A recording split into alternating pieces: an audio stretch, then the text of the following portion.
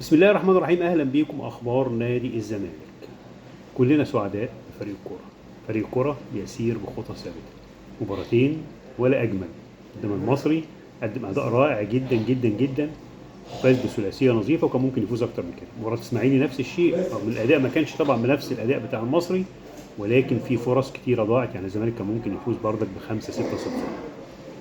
لعيبه الزمالك بيلعبوا بروح قتاليه عاليه، بيلعبوا بحماس، مركزين، عارفين ان وراهم جمهور عظيم بيأزرهم بيدعمهم واقف جنبهم بيساندهم.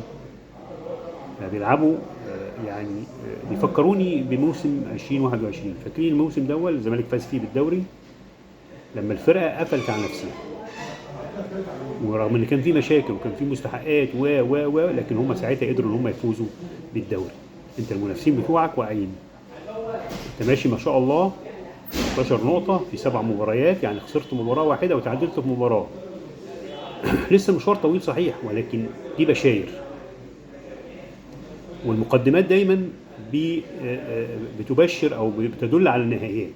المقدمات كويسة، فالنهايات ان شاء الله بإذن الله تكون كويسة. ولكن في نفس الوقت يا جماعة في دور لمجلس الإدارة. ايه دور مجلس الإدارة؟ ان هو يحقق الاستقرار المالي لفريق الكورة. انت اللعيبة برضك عندها التزامات. اي حد بيشتغل يستنى الراتب بتاعه، يستنى المكافأة بتاعته. لكن انت توعد اللعيبه كذا مره وما تديهمش، دي ممكن تعمل لك مشكله بعد كده. صحيح اللعيبه قافله زي ما قلنا على نفسهم مركزين، ولكن الوضع لابد ان انت تدعمه بقى من دلوقتي، تلم الدنيا من دلوقتي، تتصرف باي طريقه. المجلس فيه رجال اعمال، المجلس فيه يعني المفروض يبقى فيه افكار خارج الصندوق. ما تقفش على ارض اكتوبر. انت ارض اكتوبر خدت منها فلوس، حتى الفلوس اللي موجوده دلوقتي انت خايف تصرف منها، يا اما الارض ما ترجعش فالناس تطلب الفلوس تاني، فما تقدرش ان انت تديهم اي حاجه خالص نهائي. فالمجلس الاداره لابد ان هو يحقق الاستقرار لفريق الكوره، والا هيبقى في كارثه. انت عندك مشكله تانية، مشكله الانديه اللي لها فلوس. قلنا ان جون ادوارد معذور معذور معذور معذور، هيعمل ايه؟ هو مش مسؤول عن الموارد الماليه. انت قلت في اداره لفريق الكوره، قلت ان في ميزانيه خاصه لفريق الكوره، جبت مدير مالي لفريق الكوره، جبت مستشار قانوني لفريق الكوره.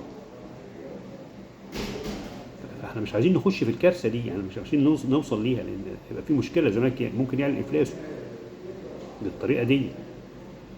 مجلس الاداره حاطط ايده في ميه بارده زي ما بيقولوا. مفيش حد بيتحرك، مفيش حد بيساعد مع الراجل. يعني الراجل هيطفش، الراجل هيطفش.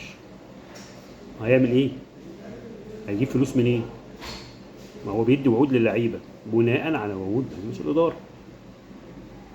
وبعدين طب تيجي الميعاد مفيش.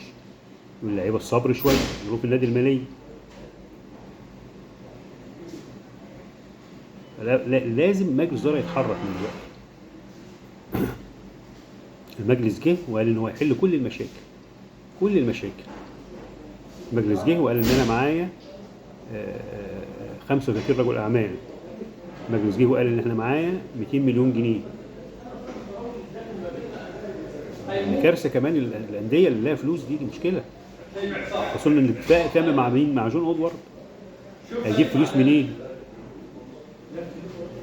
النادي بتاع شيكو بنزا الاوكراني، والنادي الثاني بتاع اسمه ايه ده، النادي البرتغالي بتاع شيكو بنزا، والنادي اللي هو الاوكراني بتاع الفينا بريزا. ده غير الانديه المصريه بقى. خد عندك البنك الاهلي، على مش عارف النادي زد، على نادي على نادي. الانديه اللي انت اشتريت منها محتاجين فلوس، وجون ادوارد هيجيب منين؟ الجمهور قايم بدوره، واقف مع الفرقه، واللعيبه قايمه بدورها. بقي ان يكون هناك دور لمجلس اداره نادي الزمالك